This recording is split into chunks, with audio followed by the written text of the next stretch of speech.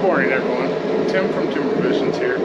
So today we're going to do a little work on the Kioti CS2520. I'm at 110 hours, so at 100 hours we're supposed to do an oil change. So we'll be doing an oil change, and then I also got some protection for my hydraulic filter that's underneath the tractor. So stick with us and we'll get this stuff done. Okay. First thing we gotta do is remove the plug for the oil. It's M17, 17 millimeter.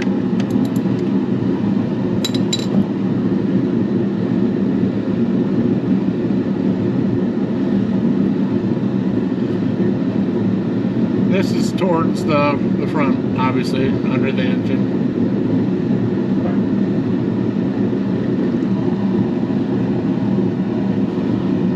Get that all drained out. So this is the oil filter that's for this particular model, the Kioti CS2520. I got this from a dealer, genuine parts. After the warranty is over, I'll probably switch to an aftermarket. I know they sell them out there for a little bit cheaper, but while I'm under warranty, I am going to continue to use the Kioti genuine filters, just so my dealer knows that I've been using their stuff. Alright, so here's the oil filter, and that's on the left side as you're looking forward, right below the alternator. So this loosened up a little bit with the wrench, then I'm sure I'll be able to do the rest by hand. I move the oil pan up underneath here so I can catch anything that might come up while I do this.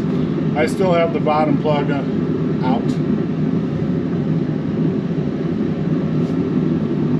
You want to make sure that your O-ring stayed with the filter and didn't stay on the face there, because that will cause it to not seal properly. Okay, I got the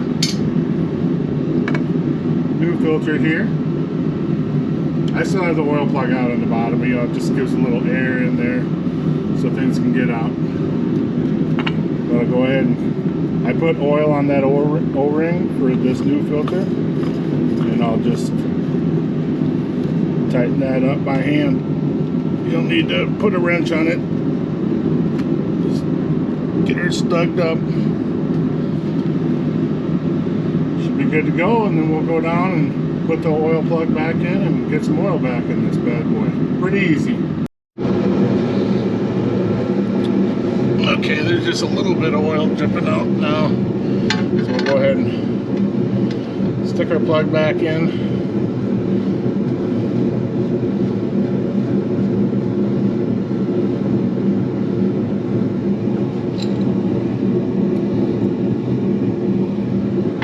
Tighten it on.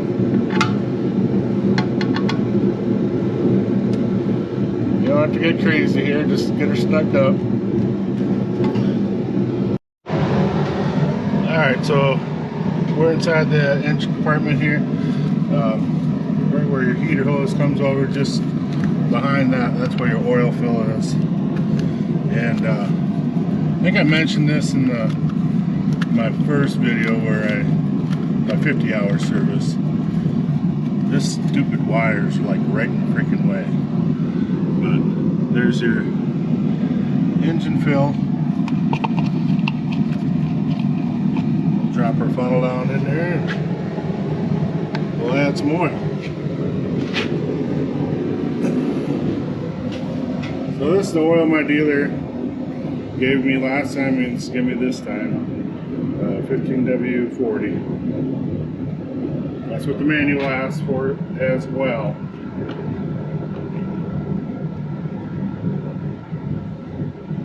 So we'll get some get this engine oil put in there. 1 gallon, that's what the manual asks for, and that's what I'm going to put in there.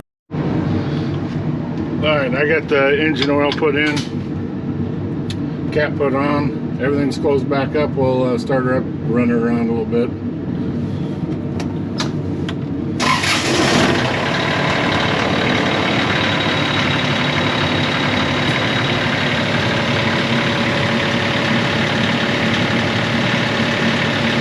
Let her cycle for a little bit, shut her down, and run her slow. We'll check her well.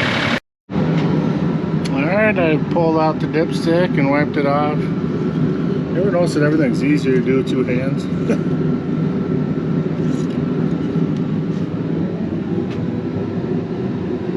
Yeah, I don't know if you can see that or not, but between the lines there, so looks good, looks golden. Now we can move on to our next project, which is putting a guard underneath there for the filter. This guy right here, no filter guard. So stick with me and we'll get this put on, protect our filter underneath. Okay, so this is where we're at underneath here. This is the filter we're trying to protect. Your hydraulic filter. This bolt right here that is already existing is one that we need to take out because it'll be one side of our bracket to hold our bracket. The dealer thought that I had to buy a different bolt because it only came with one bolt, but he was mistaken. I thought that probably there was one existing down here that we'd utilize.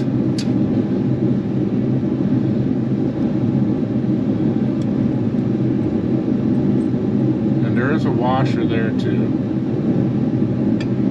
So I'll get this bracket set up here. And I'll put that bolt back in here. This is a 14 millimeter socket that I'm using.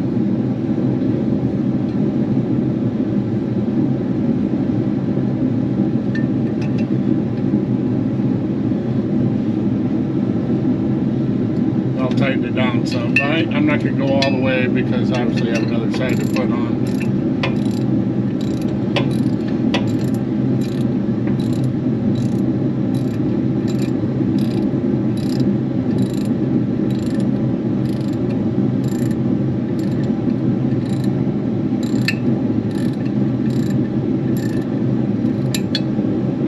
Pretty close there. So this is the bolt that comes with it. It's a little flanged bolt. It comes with the kit. Let's see if we can get some light over here for you guys. I don't know if you guys will be able to see this or not, but I'll show you when I'm done.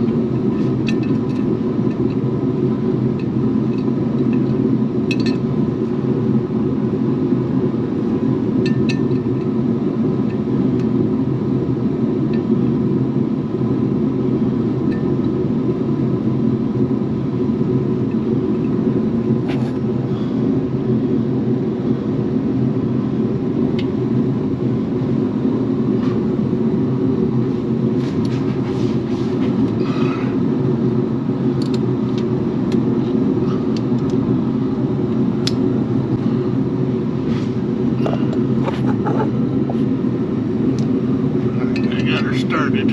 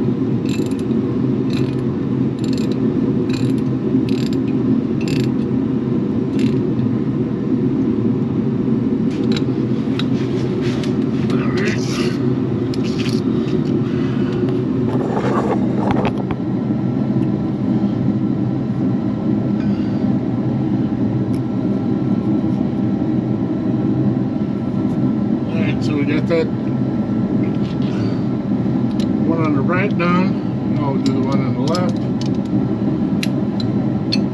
Rest of the way.